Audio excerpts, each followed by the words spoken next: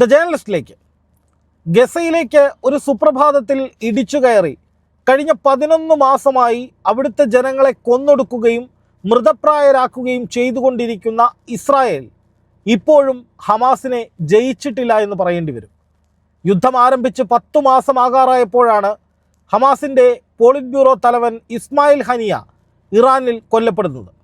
അത് ഈ യുദ്ധത്തിൻ്റെ ഒരു വിജയമെന്ന മട്ടിൽ ഇസ്രായേലിന് വേണമെങ്കിൽ അവകാശപ്പെടാവുന്നൊരു കാര്യമായിരുന്നു. പക്ഷേ അതിൽ പോലും വലിയ സന്തോഷം പ്രകടിപ്പിക്കാനോ ഞങ്ങളത് ചെയ്തു എന്ന് ലോകത്തോട് വിളിച്ചു പറയാനോ ഒന്നും ഇസ്രായേൽ തയ്യാറായില്ല.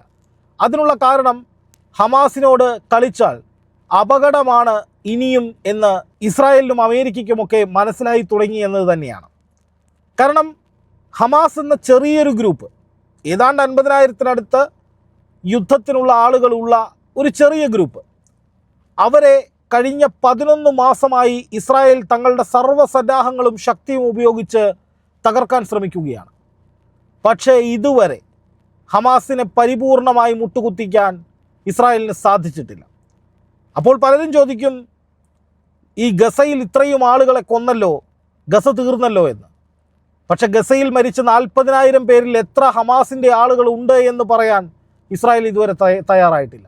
അല്ലെങ്കിൽ ഹമാസിൻ്റെ ഇന്നിന്ന നേതാക്കൾ ഗസയിൽ കൊല്ലപ്പെട്ടു എന്ന് ഒരു വിവരവും ഇസ്രായേൽ പറയുന്നില്ല. കാരണം ആ കൊല്ലപ്പെട്ടവർ സാധാരണക്കാരാണ്. 30,000-ഓളം വരുന്ന സ്ത്രീകളും കുട്ടികളും ഒക്കെ ഗസയിൽ കൊല്ലപ്പെട്ടിട്ടുണ്ട്. അതിനപ്പുറം ഹമാസിൻ്റെ എത്ര കേന്ദ്രങ്ങൾ തകർത്തു, എത്ര പ്രമുഖരെ കൊന്നു എന്നത് സംബന്ധിച്ച് ഇപ്പോഴും ഇസ്രായേലിന് അവകാശപ്പെടാൻ പറയാനൊന്നുമില്ല. അതാണ് ഈ യുദ്ധത്തിൽ ഹമാസിൻ്റെ മുന്നേറ്റം തന്നെയാണ് സംഭവിച്ചത്, അല്ലെങ്കിൽ ഹമാസിൻ്റെ കരുത്തു തന്നെയാണ് പ്രകടമായത് എന്ന് പറയാനുള്ള ഏറ്റവും പ്രധാനപ്പെട്ട കാരണം. എന്ന് മാത്രമല്ല, ഇപ്പോൾ ദോഹയിൽ നടന്നുകൊണ്ടിരിക്കുന്ന വെടിനിർത്തൽ മധ്യസ്ഥ ചർച്ചകൾ, ഈ ചർച്ചകളിൽ ഈജിപ്തും ഖത്തറും അമേരിക്കയും ഇസ്രായേലുമാണ് പങ്കെടുക്കുന്നത്. ഹമാസ് പോയില്ല. ഹമാസ് ഈ യോഗം ബഹിഷ്കരിച്ചു. അതിനുള്ള കാരണം കഴിഞ്ഞ 11 മാസമായും ഞങ്ങൾ പറയുന്ന അല്ലെങ്കിൽ പറഞ്ഞുകൊണ്ടിരിക്കുന്ന അതേ കാര്യങ്ങൾ തന്നെയാണ് ഞങ്ങൾക്ക് ഇനിയും പറയാനുള്ളത്. അതല്ലാതെ ഒരു ചർച്ചയ്ക്ക് ഞങ്ങൾ തയ്യാറല്ല എന്ന് ഹമാസ് പറഞ്ഞു. അങ്ങനെ ഹമാസ് ഈ യോഗം ബഹിഷ്കരിച്ചതോടുകൂടി മറ്റെല്ലാവരും ചേർന്ന് യോഗം നടത്തി. വെടിനിർത്തൽ ചർച്ചകൾ പുരോഗമിക്കുന്നു. ഇപ്പോൾ അമേരിക്കൻ പ്രസിഡന്റ് ജോ ബൈഡൻ പറയുന്നത് വെടിനിർത്തലിലേക്ക് എത്തുകയാണ് കാര്യങ്ങളെന്നാണ്. പക്ഷേ അങ്ങനെ ഒരു വെടിനിർത്തലിലേക്ക് എത്തുമ്പോൾ അതിൽ ഇസ്രായേലിന് എത്രത്തോളം ജയമുണ്ട് എന്ന് പറയാൻ സാധിക്കും, അല്ലെങ്കിൽ ഇസ്രായേൽ വിജയിച്ചു എന്നെങ്ങനെ പറയാൻ സാധിക്കും എന്നുള്ളതാണ് ഏറ്റവും പ്രധാനപ്പെട്ട ചോദ്യം. അതായത് ഇതുവരെയും ഇസ്രായേൽ പറഞ്ഞതൊന്നും അംഗീകരിക്കപ്പെട്ടിട്ടില്ല, അല്ലെങ്കിൽ ഇസ്രായേലിൻ്റെ സ്വപ്നങ്ങൾ അല്ലെങ്കിൽ അവരുടെ പ്രഖ്യാപനങ്ങൾ ഒന്നും നേടാൻ അവർക്ക് കഴിഞ്ഞിട്ടില്ല. മറിച്ച് ഹമാസ് ആകട്ടെ, അവർ തട്ടിക്കൊണ്ടുവന്ന ബന്ദികൾ, ആ ബന്ദികളെ ഇപ്പോഴും ഇസ്രായേലിന് കണ്ടെത്താനാകാത്ത വിധത്തിൽ അവർ ഒളിപ്പിച്ചിരിക്കുകയാണ്.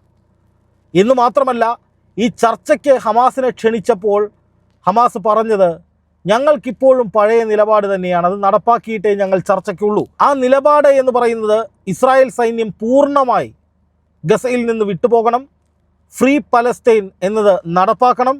അതോടൊപ്പം ഇപ്പോൾ നടന്നുകൊണ്ടിരിക്കുന്ന യുദ്ധത്തിൻ്റെ ഭാഗമായി വീട് നഷ്ടപ്പെട്ടവരെയും പലായനം ചെയ്തവരെയും മുഴുവൻ പുനരധിവസിപ്പിക്കണം. അതോടൊപ്പം നിലവിൽ അടിയന്തര സഹായം, വൈദ്യസഹായവും ഭക്ഷണവും വെള്ളവും ഒക്കെ എത്തേണ്ടിടങ്ങളിൽ എത്തിക്കണം. അതുപോലെ ഇസ്രായേൽ സൈന്യം ഇനി ഒരിക്കലും വരാത്ത വിധത്തിൽ പരിപൂർണമായി വെടിനിർത്തലുമായി പിന്മാറണം. ഇതൊക്കെയാണ് ഹമാസിൻ്റെ ആവശ്യങ്ങൾ. ഈ ആവശ്യങ്ങൾ ചർച്ച ചെയ്യാൻ ഇസ്രായേൽ തയ്യാറാകുന്നില്ല എന്നതുകൊണ്ടാണ് ഹമാസ് യോഗം ബഹിഷ്കരിച്ചത്. പക്ഷേ ആ യോഗത്തിൻ്റെ എല്ലാ അപ്ഡേറ്റുകളും ഹമാസ് അറിയുന്നുണ്ടായിരുന്നു, ഹമാസിൻ്റെ തലവന്മാർ അറിയുന്നുണ്ടായിരുന്നു. ഖത്തറാണ് ഈ ചർച്ചകൾ നടത്തിയത്. അനൗദ്യോഗികമായി ഹമാസിനെ വരുതിയിൽ കൊണ്ടുവരാൻ, എന്ന് വെച്ചാൽ ഹമാസിനെ കൊണ്ട് ഈ ചർച്ചയിലെ തീരുമാനങ്ങൾ അംഗീകരിപ്പിക്കാൻ ഖത്തർ പെടാപ്പാട് വിടുന്നുണ്ട്. ഖത്തറിനെയാണ് അതിന് നിയോഗിച്ചിരിക്കുന്നത്. അതുകൊണ്ടാണ് ഖത്തർ അമീറിനെ പ്രശംസിച്ചുകൊണ്ട് അമേരിക്ക രംഗത്ത് വന്നത്. ഇന്നലെ വന്ന ഏറ്റവും പ്രധാനപ്പെട്ട വാർത്തയായിരുന്നു. അതായത് സമാധാന ശ്രമങ്ങൾക്ക് ചുക്കാൻ പിടിക്കുന്ന ഖത്തർ അമീറിനെ, അല്ലെങ്കിൽ ഖത്തറിനെ അമേരിക്ക പ്രശംസിക്കുകയാണ്. അമേരിക്കയുടെ നിലപാട് മാറ്റം എത്രത്തോളം ഉണ്ടെന്ന് നമ്മൾ ആലോചിക്കണം. ഈ യുദ്ധത്തിന് എല്ലാവിധ സഹായങ്ങളും കൊടുത്ത അമേരിക്ക ഒടുവിൽ ഹമാസിനെ ഒപ്പം നിർത്തുക എന്ന് പറഞ്ഞാൽ അവരെ അനുനയിപ്പിക്കാൻ വേണ്ടി ഖത്തർ അമീറിനോട് അവരുമായി സംസാരിക്കാൻ പറഞ്ഞ് അതിൻ്റെ അപ്ഡേറ്റുകൾ അറിയുകയാണ്. അതായത് ഹമാസ് തുടക്കം മുതൽ ഒരേ സ്റ്റാൻഡിൽ നിൽക്കുന്നു. അവർക്ക് ഇസ്മായിൽ ഹനിയ എന്ന പോളിറ്റ് ബ്യൂറോ തലവനെ നഷ്ടമായി, പക്ഷേ യഹിയ സിൻവർ തലവനായി വന്നു. ഒക്ടോബർ 7 ഇസ്രായേലിലേക്കുള്ള ആക്രമണത്തിൻ്റെ മുഖ്യ സൂത്രധാരൻ ഈ യഹിയ സിൻവാറാണ്. 23 വർഷക്കാലം ഇസ്രായേലിൻ്റെ ജയിലിൽ കഴിഞ്ഞയാളാണ് യഹിയ സിൻവാർ. ഈ യഹിയ സിൻവാർ തിരിച്ചു വന്നതിന് ശേഷം ഒക്ടോബർ 7 നടന്ന ആക്രമണം അടക്കമുള്ള നിരവധി കാര്യങ്ങളിൽ സൂത്രധാരനായി തന്നെ ഉണ്ടായിരുന്നു. ഒരുപക്ഷെ ഹമാസിൻ്റെ വളർച്ചയ്ക്ക് എല്ലാവിധ കരുത്തും പകർന്ന് ചാലകശക്തിയായി നിന്നത് യഹിയ സിൻവാറാണ്. ആ യഹിയ സിൻവാർ ഹമാസിൻ്റെ തലവനായി വരുമ്പോൾ, അല്ലെങ്കിൽ ഈ ഇസ്മായിൽ ഹനിയയ്ക്ക് പകരമെത്തുമ്പോൾ, ഇസ്രായേൽ യഹിയ സിൻവാറിനെ വധിക്കുമെന്ന് പ്രചാരണമുണ്ടായി. പക്ഷേ യഹിയ സിൻവാർ എവിടെയാണെന്ന് കണ്ടെത്താൻ ഇതുവരെ ഇസ്രായേലിന് സാധിച്ചിട്ടില്ല. ഇപ്പോൾ പേടിച്ച് ബങ്കറിൽ ഒളിക്കുകയാണ് യഹിയ സിൻവാർ എന്നൊക്കെയുള്ള ചില പദപ്രയോഗങ്ങൾ പലരും ഉപയോഗിക്കാറുണ്ട്, കാണാറുണ്ട്.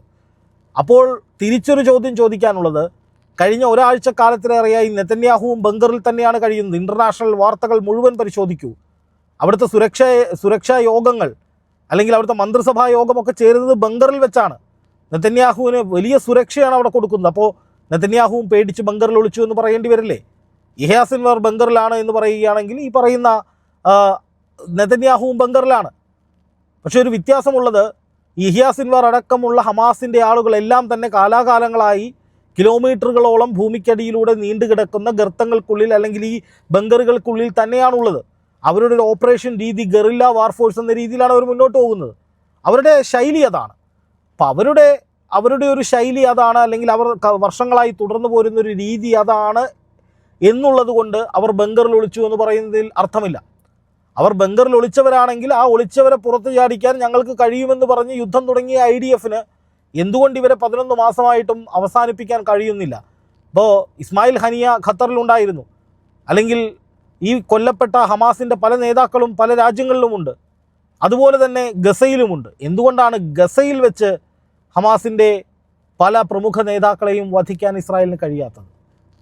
ഗസയിലുള്ള ഹമാസിൻ്റെ ഏതൊക്കെ നേതാക്കളെ ഇസ്രായേൽ വധിച്ചു? വലിയ ചോദ്യമാണ്. ഇപ്പം നിലവിലെ സാഹചര്യത്തിൽ ഹമാസിനെ സംബന്ധിച്ച് അവർക്കൊരു പോറൽ പോലും ഏറ്റിട്ടില്ല എന്ന വിധത്തിലാണ് അവർ നിലപാടുകൾ സ്വീകരിക്കുന്നത്. അതാണ് ഞാൻ പറയുന്നത്. അതായത് ഹമാസിനെ ഇപ്പോൾ തീർത്തു, ഹമാസ് അവസാനിച്ചു എന്നൊക്കെ പറയുന്നവർ വെറുതെ പറയാമെന്നല്ലാതെ യാഥാർത്ഥ്യബോധത്തിൽ ചിന്തിക്കുമ്പോൾ ഹമാസിനൊന്നും സംഭവിച്ചിട്ടില്ല. അവരിപ്പോഴും അവരുടെ നിലപാടിൽ ഉറച്ചു നിൽക്കുകയാണ്. അവരെ അനുനയിപ്പിക്കാനാണ് ഖത്തർ ശ്രമിച്ചുകൊണ്ടിരിക്കുന്നത്. അവരെ അനുനയിപ്പിച്ചാലേ വെടിനിർത്തൽ ഉണ്ടാകൂ, ഇസ്രായേലിന് നിലവിലെ വലിയ പ്രതിസന്ധിയിൽ നിന്ന് മാറാൻ കഴിയൂ. കാരണം വെടിനിർത്തൽ ഉണ്ടായാലേ ആക്രമണത്തിൽ നിന്ന് പിന്മാറൂ, പ്രതികാരത്തിൽ നിന്ന് പിന്മാറൂ എന്ന് ഇറാൻ അറിയിച്ചിട്ടുണ്ട്. ഇപ്പോൾ കഴിഞ്ഞ ദിവസം ഇൻ്റലിജൻസ് റിപ്പോർട്ട് പുറത്തു വന്നത് നെതന്യാഹുവിനെ അടക്കം വധിക്കാൻ ഇറാനും ഹിസ്ബുള്ളയും പദ്ധതിയിടുന്നുണ്ട് എന്നാണ്. മൊസാദിൻ്റെ തലവന്മാരെ അടക്കം അപായപ്പെടുത്തിയേക്കുമെന്നാണ് ഇസ്രായേലിൻ്റെ തന്നെ ഇൻ്റലിജൻസ് റിപ്പോർട്ട്. ഈ സാഹചര്യത്തിൽ ഹമാസിനെ അനുനയിപ്പിച്ചാലേ ഈ പറയുന്ന വെടിനിർത്തൽ സാധ്യമാകൂ. ഈ വെടിനിർത്തൽ സാധ്യമായാലേ ഇസ്രായേലിലേക്കുള്ള തുടർ ആക്രമണങ്ങൾ തടയാൻ കഴിയൂ. അങ്ങനെ ഒരു അവസ്ഥയിലേക്ക് കാര്യങ്ങൾ എത്തിയത് അമേരിക്കയ്ക്ക് ബോധ്യപ്പെട്ടു. അതുകൊണ്ടാണ് അമേരിക്ക ഈ പറയുന്ന വെടിനിർത്തലിന് വേണ്ടി ശക്തമായി രംഗത്തിറങ്ങുന്നത്. ഈ വെടിനിർത്തൽ യാഥാർത്ഥ്യമായില്ലെങ്കിൽ ഹിസ്ബുള്ളയുടെ നേതൃത്വത്തിൽ ശക്തമായ ആക്രമണം ഇസ്രായേലിലേക്കുണ്ടാകും. ഓരോ ദിവസവും അന്താരാഷ്ട്ര മാധ്യമങ്ങൾ, വേണ്ട ടൈംസ് ഓഫ് ഇസ്രായേൽ പോലുള്ള ഇസ്രായേലി മാധ്യമങ്ങൾ പരിശോധിക്കുക. ഈ മാധ്യമങ്ങളിലൊക്കെയും ഇസ്രായേലിനുള്ളിലേക്ക് ഹിസ്ബുള്ള നടത്തുന്ന ആക്രമണങ്ങൾ അക്കമിട്ട് നിരത്തുന്നുണ്ട്. ഇന്നലെ ഉണ്ടായ ആക്രമണത്തിൽ 2 സൈനികർ ഇസ്രായേൽ കൊല്ലപ്പെട്ടിട്ടുണ്ട്. സൈനിക പോസ്റ്റിന് നേരെ നടന്ന ആക്രമണമാണ്. അതുപോലെ ആ ഹിസ്ബുള്ള നടത്തിയ ആ ആക്രമണത്തിൽ ഇസ്രായേലിലെ പലയിടങ്ങളിലെയും പാടങ്ങൾ, വയലുകൾ, കൃഷിയിടങ്ങൾ നിന്ന് കത്തുന്നുണ്ട്. അങ്ങനെ ആ റിപ്പോർട്ടിൽ പറയുന്നുണ്ട്. അതിൻ്റെ അർത്ഥം അയൺ ഡോമൊക്കെ പലയിടത്തും നിർവീര്യമായി എന്നാണ്. അപ്പോൾ ഒരു വെടിനിർത്തൽ ഉണ്ടാവുകയാണെങ്കിൽ നല്ലത്, ഞങ്ങൾ യുദ്ധം ചെയ്യില്ല, വലിയ യുദ്ധത്തിലേക്ക് പോകില്ല എന്ന് ഇറാനും ഹിസ്ബുള്ളയും പറയുമ്പോൾ തന്നെ അതിനൊരു അപായ സൂചനയുള്ളത്, ഈ പറയുന്ന മധ്യസ്ഥ ശ്രമങ്ങൾ വിഫലമായാൽ, വെടിനിർത്തൽ ഉണ്ടായില്ലെങ്കിൽ അതൊരു വൻ യുദ്ധത്തിലേക്ക് പോകുമെന്ന് തന്നെയാണ്. അങ്ങനെ ഒരു വൻ യുദ്ധത്തിലേക്ക് പോകാതിരിക്കണമെങ്കിൽ വെടിനിർത്തൽ ഉണ്ടാകണം. വെടിനിർത്തൽ ഉണ്ടാകണമെങ്കിൽ ഹമാസ് കൂടി വിചാരിക്കണം. ആ ഹമാസിനെ അത് വിചാരിപ്പിക്കാൻ വേണ്ടിയാണ് ഇപ്പോൾ തിരക്കിട്ട ശ്രമങ്ങൾ നടക്കുന്നത്. ഒന്നാലോചിച്ച് നോക്കുക, ദിപ്പ തീർക്കും ഹമാസിനെ എന്ന് പറഞ്ഞിറങ്ങി പുറപ്പെട്ട ഇസ്രായേലും അമേരിക്കയും 11 മാസങ്ങൾക്കിപ്പുറം ഹമാസിൻ്റെ അന്തിമ തീരുമാനത്തിന് വേണ്ടി കാത്തു നിൽക്കുകയാണ്. ഗസയിൽ ഇത്രയധികം ആളുകൾ കൊല്ലപ്പെട്ടിട്ടും, ഹമാസിൻ്റെ പോളിറ്റ് ബ്യൂറോ തലവൻ ഇസ്മായിൽ ഹനിയയെ കൊന്നിട്ടും ഹമാസിനെ പരിപൂർണമായി കാൽ കീഴിലെത്തിക്കാൻ, ബന്ദികളെ വിട്ടുതരിവിപ്പിക്കാൻ ഇസ്രായേലിന് ഇപ്പോഴും കഴിഞ്ഞിട്ടില്ല. അതാണ് യാഥാർത്ഥ്യം.